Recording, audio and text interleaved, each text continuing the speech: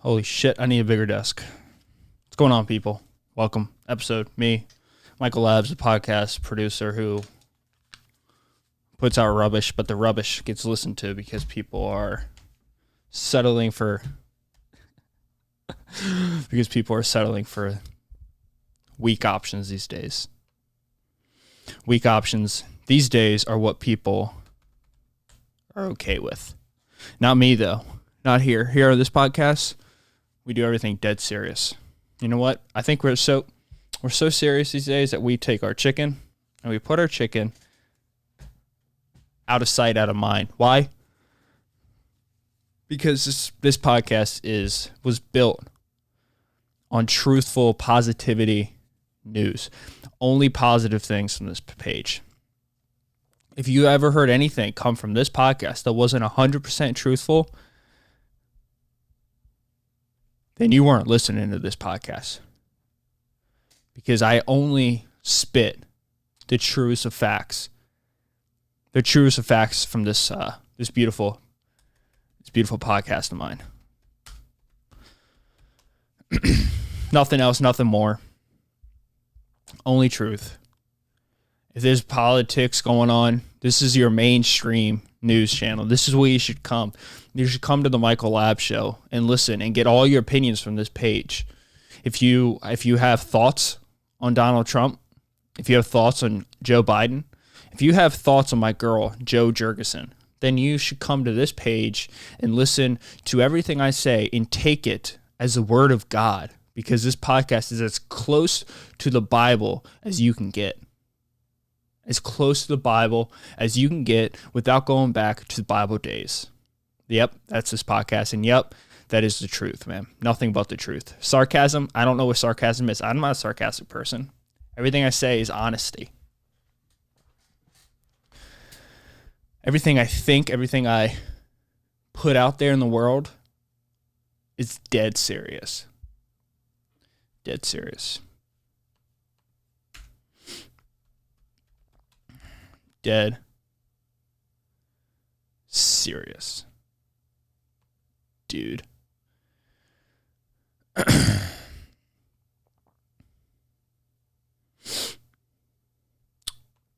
We are here on this beautiful Sunday morning having serious conversations.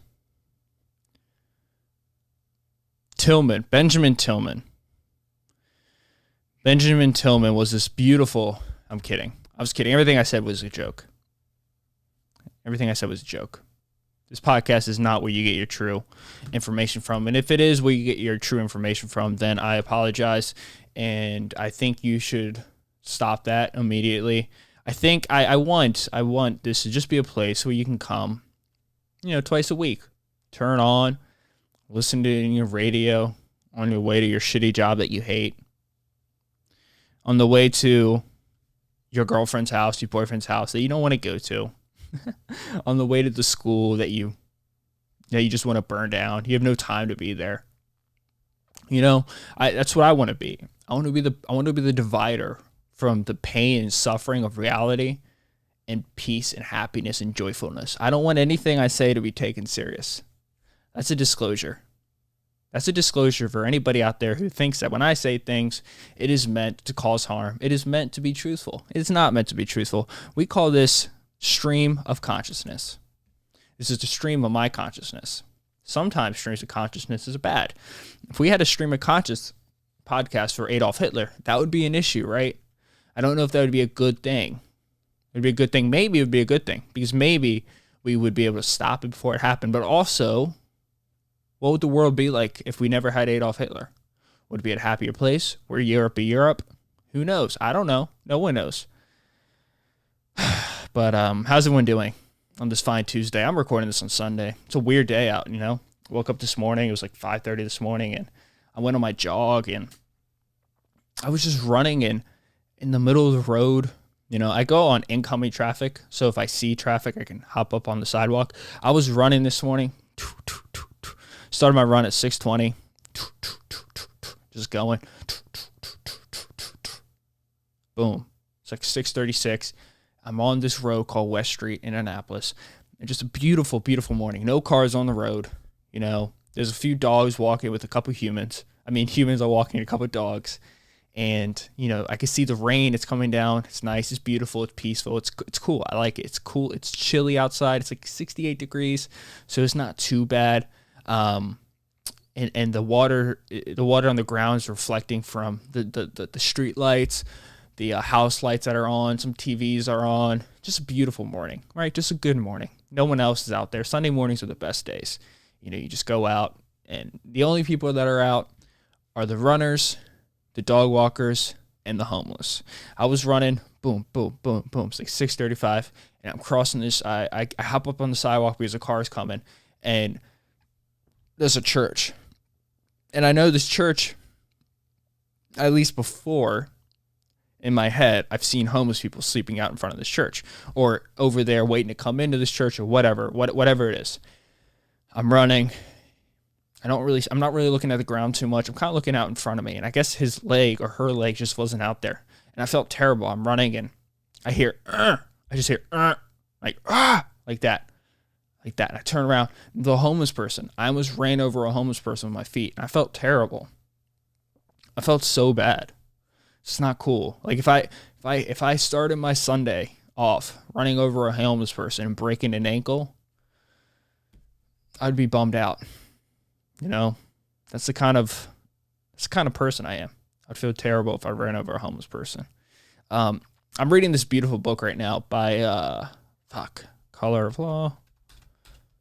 The book is called Color of Law, written by Richard Rothstein, and it talks about the systematic racism or the way that this country itself was created.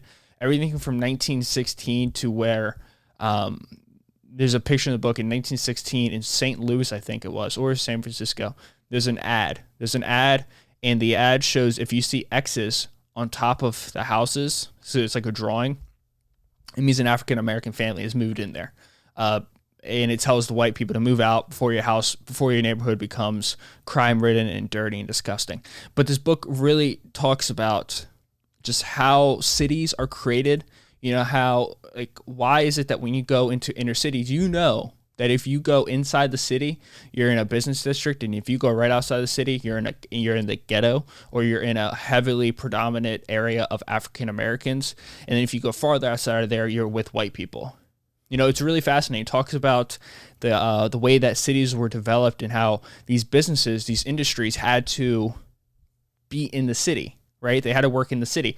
But if they were outside of the city just slightly, it was cheaper for the businesses, but there was people living there. So it talks about why is it that when you go to African-American communities, predominantly right outside the city, why is it that if you go to the suburbs, there's like no businesses around versus if you go into the ghettos and there's so many businesses around.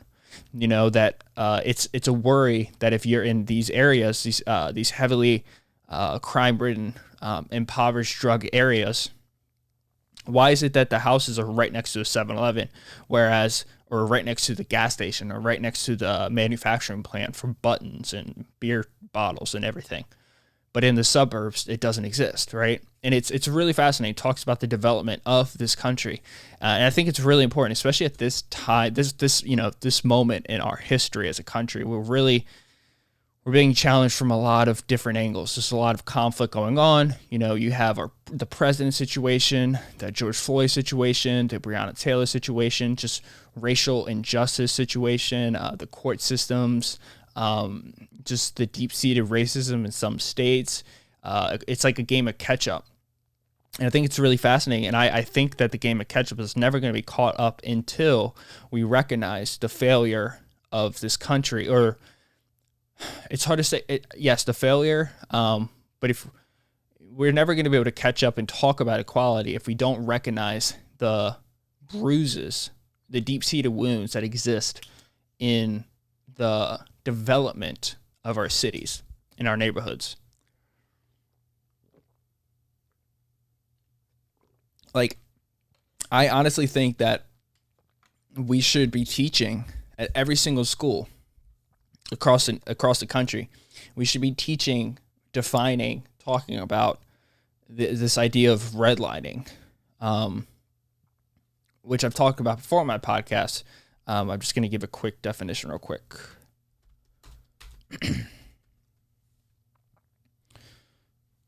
Redlining. So it's in the United States, redlining is the systematic denial of various services by federal government agencies, local governments, as well as the private sector, either directly or through the selective raising of prices. We need to talk about redlining towards African Americans, to Hispanics, even to lower class white citizens, right? We need to talk about these things. We need to talk about blockbusting, which I'm going to give you a quick definition real quick on that one too, because I think these are very important things, especially in times like this, when we have a lot of chaos going on and we don't really know what to look for. It's like if you are going into a war, if you're going into a football game, you know the objective is to win the game. But right now, there's a lot of things going on where we don't really know the objective. We don't really know what we're going for. Is it systematic racism? Is it injustice? Is it equality? Like, what is it? What is it? What are we trying to get here? And I think everything stems from systematic racism. A lot of anger, a lot of years of pent up aggression of that's not fair, or I can't say this, or I can't go there. Those days are like annoying, right? They're frustrating. So blockbusting is a business process of U.S. real estate agents and building developers to convince white property owners to sell their houses at low prices, which they do by promoting fear in those house owners that racial minorities will soon be moving into the neighborhood. This is like what happened. This is what happened in my state. This is what happened in California. These things, I think, they can't be fixed, right? Because the history can't be fixed. But this is so common knowledge that history is doomed to repeat itself. And I think the only way that you avoid continuing making mistakes is recognizing and teaching about the true history, not the history that you want people to hear, but taking these terms and really defining them. What is redlining? What is blockbusting? How do they affect me? How do they affect other people? How do they affect the future? What are the deep-seated issues that are still stemming in our modern society because of this? What, if anything, why does the war of drugs even matter, right? If you do drugs, you should go to jail. Why is that the first thought? Why is it that we deem cocaine bad, but we deem prescription opioids okay, or Adderall okay, right? Why do we deem Xanax okay, but we deem marijuana evil, right? What are the reasons for this? Because one's legal and one's illegal? Okay, yes, that's true, right? That's the truth, right? Objectively, that we could both agree on that. But why is one illegal and one is legal? Is it pharmaceutical companies that are paying off governments to make a profit and then fund back into the presidential candidates or the senators or the states, right? Is Big Pharma saying, no, we won't help your city unless you ban the use of mushrooms, because mushrooms helps with psychiatric disorders. And if mushrooms help people, then we lose money. We won't help you, right? Are they holding cities hostage, right? And I think it's super important to talk about the facts in a very objective way and to let the facts breed into people's brains without trying to promote an agenda on certain people. But, whatever, dude, right? This is just, it's not my job to talk about all this. It is. I think it is my job. It's supposed to be a silly podcast, but it got real serious real quick. I don't know. I find this book really fascinating. It's a book that when people see me read it, they kind of roll their eyes a little bit, which is kind of frustrating because I think people see me read it and they think I'm like apologist, right? Like I feel guilt, and it's not that I feel guilt, because I don't feel guilt, but I feel dumb, right? I feel stupid. Like, I hate when people say systematic racism and I don't know what that means. Don't you want to know what things mean? Don't you like knowing things? Knowing things are awesome. Not knowing things suck. Right? Right? I think we should all be taught a few things. I think it's super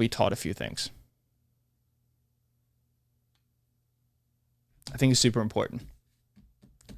I think it's super important to to listen to the facts in a non-persuasive way, to remove the propaganda from things and really just listen to them from an honest viewpoint, right?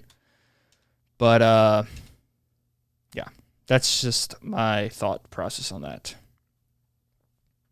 Did you guys see this tennis canceled? It's probably, this happened.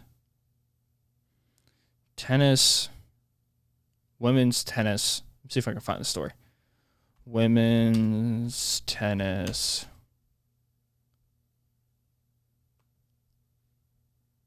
I think it was her. Canceled. Delayed. No, maybe it was this girl.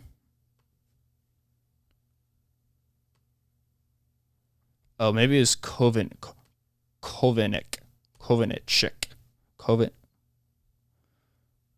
Maybe it was her. Yeah, this is it. This is hilarious. French Open 2020. Victoria Azarenka and Danka Kovinic walk off 24 minutes into tournament. So this is like, okay, so this picture right here is hilarious.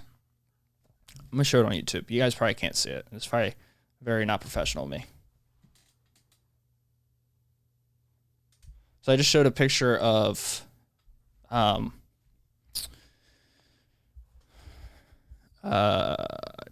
Victoria Azarenka, sitting on a bench during the tournament, the French Open, as tricky weather conditions caused problems with the opening day of Roland Garros. She is, I'm just being an asshole. Just being an asshole, man. See what this chick is worth. My girl's worth $20 million, right? And there's a clip of her sitting on a chair. Sponsor of the tennis tournament is Pierre Water, which is like the most wealthy, high social class beverage in the world, right? We were in New York City 2 weeks ago, and Taylor's like, I'm thirsty. I'm like, okay, cool. I'll go get water. First of all, there's no such thing as free water in New York. So we're at Bryant Park, and we're crushing a waffle, right? We're eating this delicious waffle with ice cream and chocolate sauce, maybe. I think there's chocolate sauce on it. Strawberries? Maybe there's a strawberry here and there. But anyways, it was delicious. It was bomb. It was super good. She's like, I'm thirsty. I want water. So I'm like, okay, cool. I'll get you some water. All right. So I go up and I get water. And this is when you know that you are living in the richest country in the world. Or not even the country, but you're living in a absolutely amazing time. Like a world where even our problems are super minute. Like even like, super minute. She says, actually, can I get a bottle of water? And she gives me this blue glass container. There's a spider. Just kidding. It's the tip of my cactus. It's broken. She gives me this blue glass bottle that looks like a wine glass filled with distilled water. And the average bottle of water is 16.9 fluid ounces. This bottle of water probably had 8.8 ounces of water. It was $3. And they were literally selling me a bottle. This bottle was like I could have killed somebody if I hit him upside the head like 10 times with this bottle of water. Like it was glass. It was beautiful. It looked amazing. Water's expensive. That's what I was saying. I don't think I was saying anything. But Pierre Water is one of those companies. It's a super high class water. There's nothing special about it. They put a couple bubbles in it. You know, that's kind of all they did. They put a couple bubbles in it. But if they are sponsoring something, what they're sponsoring is super wealthy, is doing super well. It's a sport for a rich man, rich woman, rich neutrals. I digress. Tim Dillon just put up, so Tim Dillon is a comedian. Tim Dillon just put up a podcast about the world. Tim Dillon is the funniest dude I have ever heard in my life. He is a dark comedian. He's super aggressive. He goes after everybody. I didn't say progressive. I said aggressive. But he's a big, fat white man that just yells at everything. He's a gay man too, which doesn't really matter. But he is he uses that as his popularity because he makes fun of gays all the time, which I like. You shouldn't do that, but he does that part of his comedic sketches. He's a hilarious comedian, and he just put up a podcast on his is it the Tim Dillon show, where he just rips people all day long, 24/7. It is an hour and a half of me just crying of laughter. If you guys are watching, stop watching this and go watch his. It's mind-boggling how hilarious it is.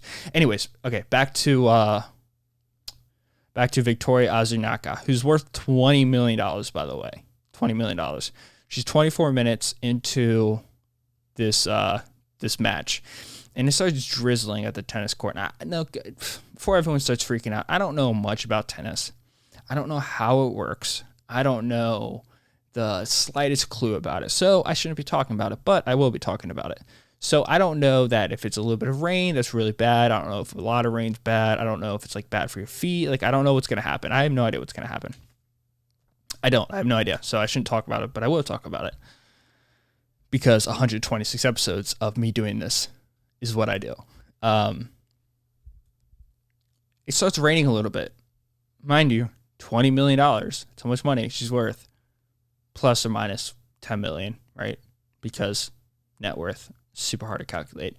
And she's like, she's sitting there, and you can see that it's not raining hard, right? The lady, the ref on the left has like, her hair is barely wet. The guy on the right looks like he has more sweat than anything. He's looking at the girl on the left like, what the fuck? Why is this tennis girl bitching, complaining about nothing? Like, Jesus Christ.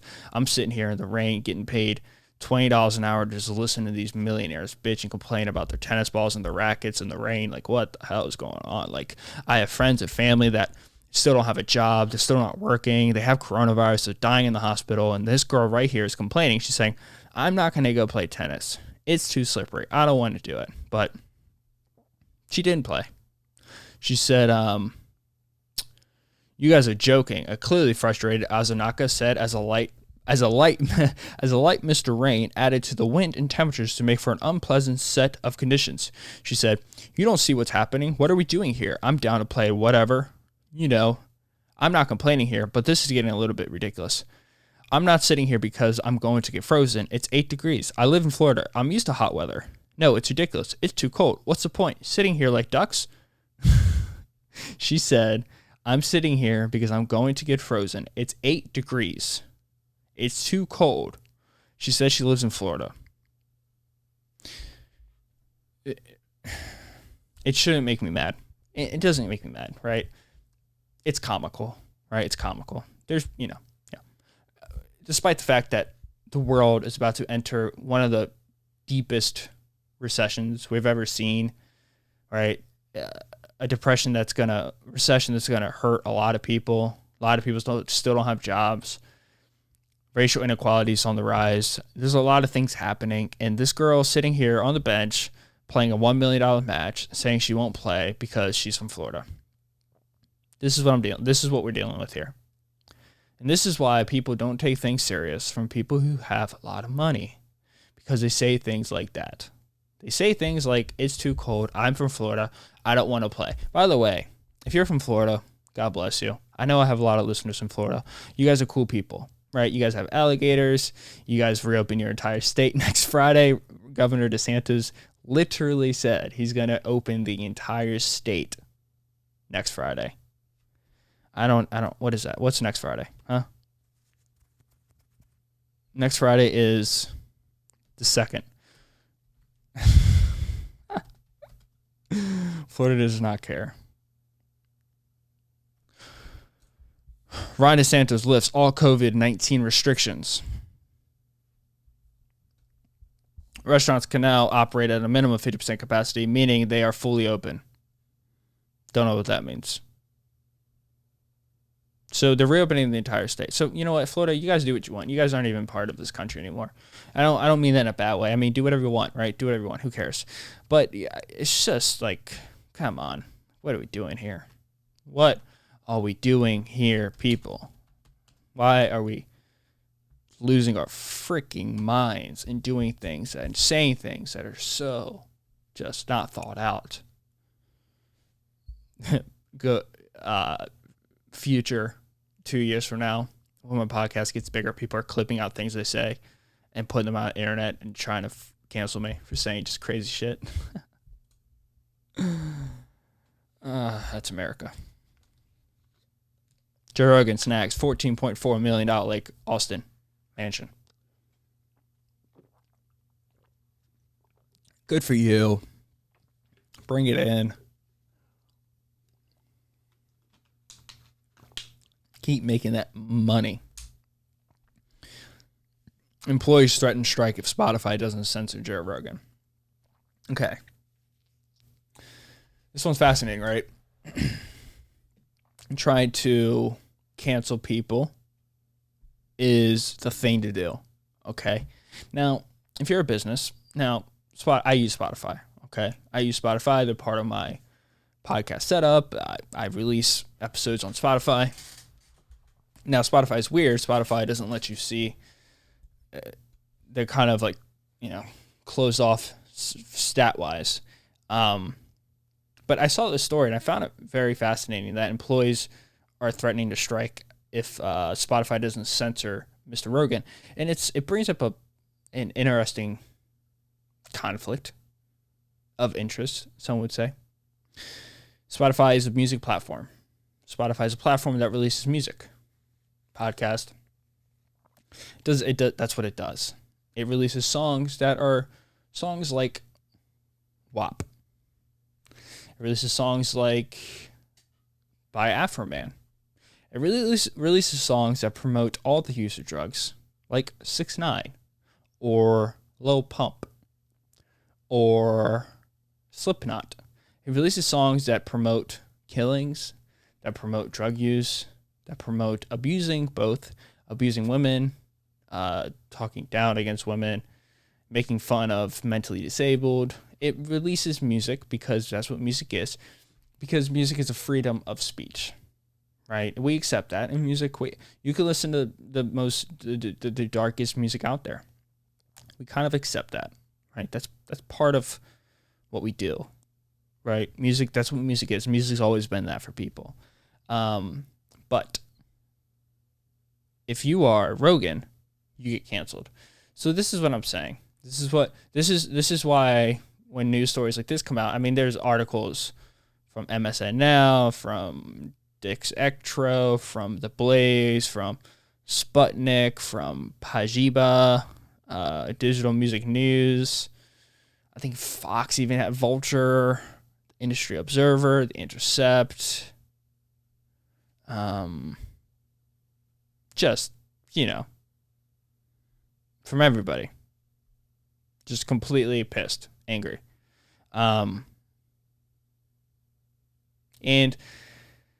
this is the thing. This is the thing even with the candidates that we have. We pretend that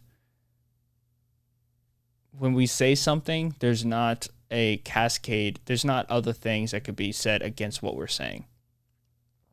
Like, we can go out and say that we're going to go on strike if something doesn't get removed, but I could bring up songs that are actually very offensive to certain groups, right? It's that idea. It's like the idea that we are going to pretend that Joe Biden can actually be a president because we hate Donald Trump.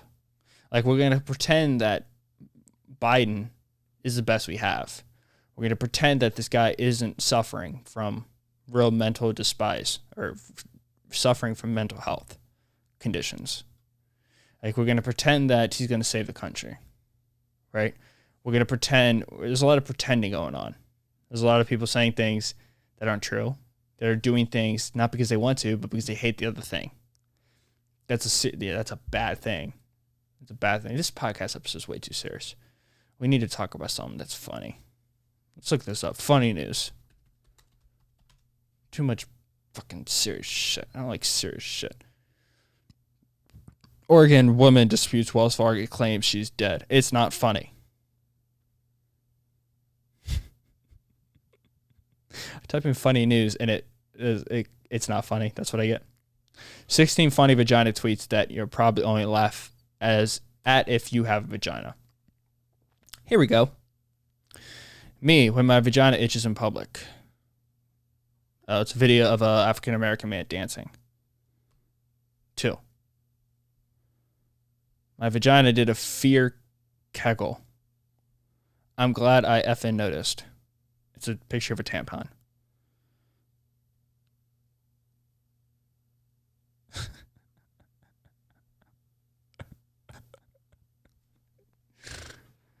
Okay, this is from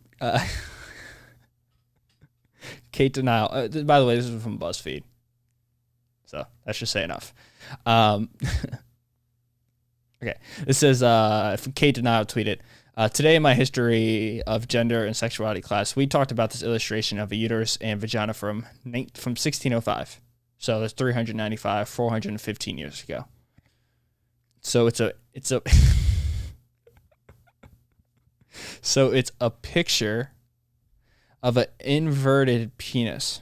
It's an upside down penis with like spider webs on top of it. I think they're supposed to be representing like blood veins connected to like the scrotum.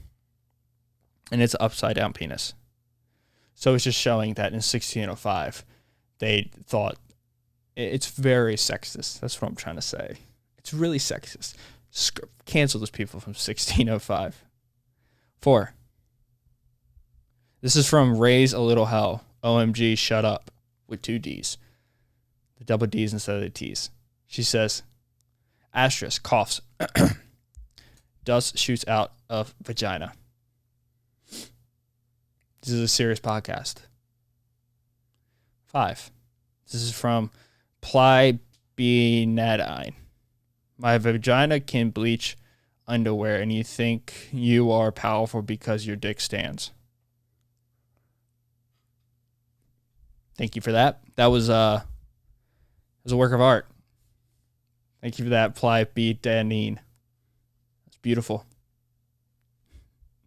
Yeah, I do think that's powerful, bro. Broette.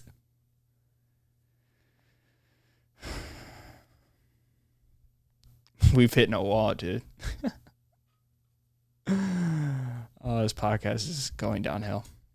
Trouble in Heels 1.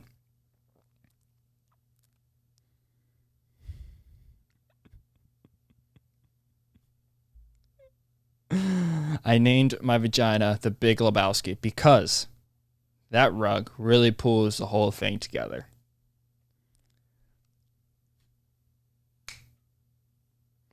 Here we go. This is from Fat Benatar. Sarah Fomet. He said, my vagina looks like an old man's throat, so don't even bother flirting with me. What if dudes are into old man's throats? Did you ever think about that? Fat Benatar, 666? I don't think you did, dude.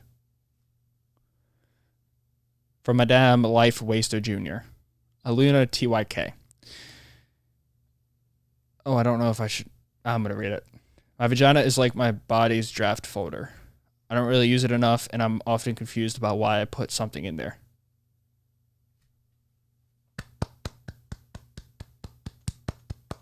Work of art. That was beautiful. Mom sweats. By the way, I only got here because I Googled funny news.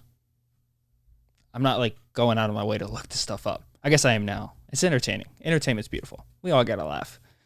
This is from Mom Sweats. It's a dialogue, so I'm going to be the dialogue. Okay. And anyways, it's from Mom Jeans, please. That's a Twitter handle. Gynecologist. Okay, Kelly, if you just slide all the way down on the table. My vagina. Oh, great. This asshole again. Gyno says nothing. Me says nothing. Gyno says nothing. Me says nothing. Gyno. Kelly, for the last time, stop making your vagina talk. It makes me uncomfortable. My vagina. Shut up, pussy. That's funny. Yeah, that's funny. I'm laughing hard. I can't believe I'm here. How many more of these? There's 15? 10. Patty PTA. Someone asked me why I didn't want any more kids and laughed. Then I laughed. Then we laughed. Then I told them I'd rather have a cursed rabid bat from the bowels of hell fly out of my vagina. And that's when I was asked to leave the PTA meeting. That's funny. Patty PTA. That was funny. That made me laugh. That's funny. Sharky Sheena. I now refer to my pubic hair as my vagina beard. I will not be taking questions at this time. Reasonable, not the best. Decently funny, though. Ju Casagrande. Drew Casagrande. Quote, you know you're a little pussy, don't you? End quote. From my vagina internal monologue. Not funny. Nope. Color me sad. Nothing dries up my vagina faster than tan. Nothing dries up my vagina faster than tan khakis. Not funny. Han Griffin _ from Hannah. The weirdest thing I do at my gynecologist is like hide my underwear under my pile of clothes before the doctor comes in. Like this woman's about to see inside my vagina, but God forbid she sees my thong. Yeah, God forbid. From Megatronic 13. My 4-year-old just fell off her bike and said, quote, I fell and it hurt my vagina, but I got right back up, end quote. New motto to live by. Ladies. Men, you too. The sign above my vagina. I FW it. I fuck with it. Please do not enter if you have any symptoms of COVID-19, racism, homophobia. Beautiful. BuzzFeed, you knocked it out of the park again. Thank you. Thank you for that. That was good. That gave me a nice laugh to start off my day. 11 hours ago on Sunday. Beautiful. Beautiful. Beautiful thing. Julian Huff shares funny video with estranged husband Brooke Light's dog. Dun, dun, dun, dun. Breaking news. Are you sweet or funny? 16 TV moments that aren't supposed to be funny, but crack people up. That's it, guys. Go ahead, check out the podcast everywhere that you enjoy podcast. If you enjoy them on Spotify, give me a like or do whatever you do on Spotify. I don't know what you do on Spotify. I think you can become friends with me on Spotify, maybe. I don't know. Subscribe, maybe. Add me to your playlist. That'd be cool. Listen to the whole podcast, dude. Let it play in the background. If you start it, don't end it till it's over. It's not that long. 30 to 45 minutes. Nothing crazy. Show me some love. I need to make money. Just kidding again. Apple, I think we just hit 500 reviews on Apple Podcasts, which is mind-blowing. There's an ant walking up my cactus. Go away, ant. I don't want you in my life. There's another ant. Oh, my God. There's ants all over my cacti. Shit. They're getting in to my cacti. My cacti is alive with ants. Yeah. Leave another review, though. Keep doing it. Tell your friends about this podcast. If you're on YouTube, please show it some love. That's the hardest place to grow is YouTube. But if you subscribe, comment, like, and you hit the notification bell, and you watch it, and you watch the whole thing, and you click the ads, then I make money, and you guys feel good internally for doing that for me. Because I would do it for you. If my friends had a podcast, I would watch it. I would show them love. I'll let them know it sucks when it sucks. I'll let them know it's awesome when it's awesome. Because I'm a nice guy. Just be a nice guy. Don't be a mean guy. Be a nice guy. Nice guys are cool. You don't want to be a bad person. Be a good person. Also, stop taking shit so serious. Everybody just needs to chill out, bro. Chill out, man.